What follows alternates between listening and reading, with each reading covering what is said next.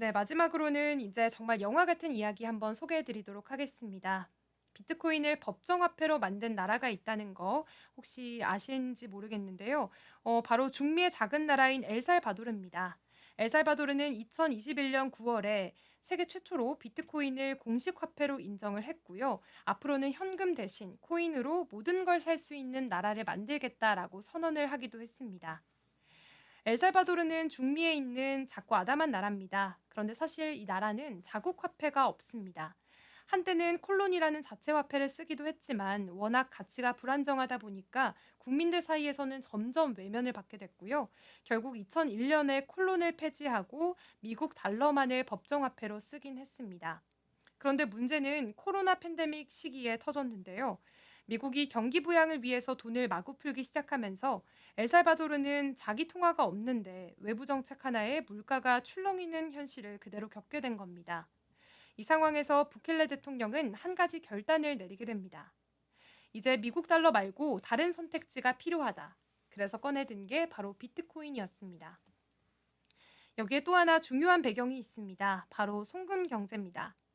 엘살바도르 사람들 중 상당수가 미국에서 일하면서 매달 고향에 있는 가족들에게 돈을 송금하는데요. 그 과정에서 무려 10%가 넘는 수수료를 부담하고 있었습니다. 정부는 여기에 주목을 하면서 비트코인을 쓰게 된다면 은행 없이 직접 송금이 가능하고 수수료는 거의 0이다. 그리고 속도도 빠르다라는 장점을 캐치하면서 이 비트코인을 도입을 하게 된 겁니다. 이 실험은 정말로 국가 프로젝트 수준으로 진행이 됐습니다. 엘살바도르 전역에 비트코인 ATM이 설치가 됐고요. 정부가 만든 치보 월렛이라는 앱은 국민 누구나 손쉽게 사용할 수 있게 됐습니다. 심지어 비트코인으로 커피도 사고 교통비도 내고 또 세금까지 낼 수 있는 그런 환경이 조성됐는데요. 특히 이 가운데 상징적인 장소가 하나 있습니다. 바로 엘손테 지역에 사람들이 흔히 비트코인 비치라고 부르는 곳입니다. 이곳은 실험적인 커뮤니티 프로젝트가 먼저 시작된 마을인데요. 과연 코인이 실제 화폐처럼 사용을 할 수 있을까? 이걸 현실에서 직접 시험해 본 곳이기도 합니다. 그리고 여기에는 지난 시간에 언급했던 비트코인의 창시자 사토시 나카모토를 기리는 동상이 세워졌습니다. 하지만 국제사회는 이런 엘살바도르의 실험을 그렇게 낙관적으로 보진 않았습니다. IMF는 비트코인의 가치 변동성이 너무 크다라고 지적을 하면서 안정적인 통화로 사용하기에는 어렵다라는 언급을 했었는데요. 그러면서 이 엘살바도르가 IMF의 대출을 받기 위해서는 비트코인을 법정화폐에서 제외를 해야 한다라는 압박을 가했습니다. 엘살바도르는 결국 2025년 이 법정화폐에서 비트코인 지위를 철회하게 됩니다. 대신에 지금까지 자율 결제 수단으로 유지를 하면서 실험을 포기했다기보다는 현실과 타협해서 한 발 물러선 수정을 보였다는 게 조금 더 맞는 대답일 것 같습니다. 그런데 여기서 반전이 하나 있는데요. 비트코인이 법정화폐에서 물러나기는 했지만 그래도 정부는 여전히 꾸준히 매일 1비트코인씩 구매하는 것을 유지하고 있습니다.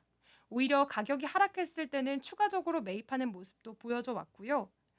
공식적으로는 한 발 물러선 것처럼 보이긴 하지만 실질적인 전략은 여전히 그대로 밀고 가는 행보를 보이고 있습니다. 이런 엘살바도르의 행보에 대해서 투자자들 사이에서는 의견이 많이 갈립니다.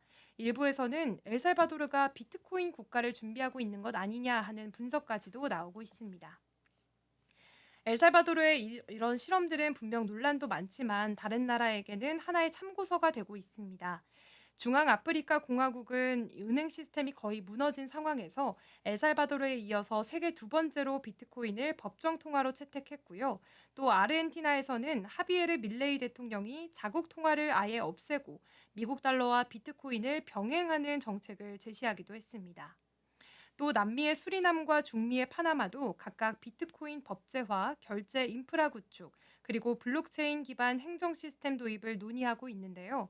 특히 이들 국가는 공통적으로 정부 부패, 은행 시스템에 대한 불신, 그리고 자국 통화 가치 붕괴라는 심각한 문제를 안고 있기 때문에 이렇게 블록체인이라는 대안을 진지하게 검토하고 있는 상황입니다.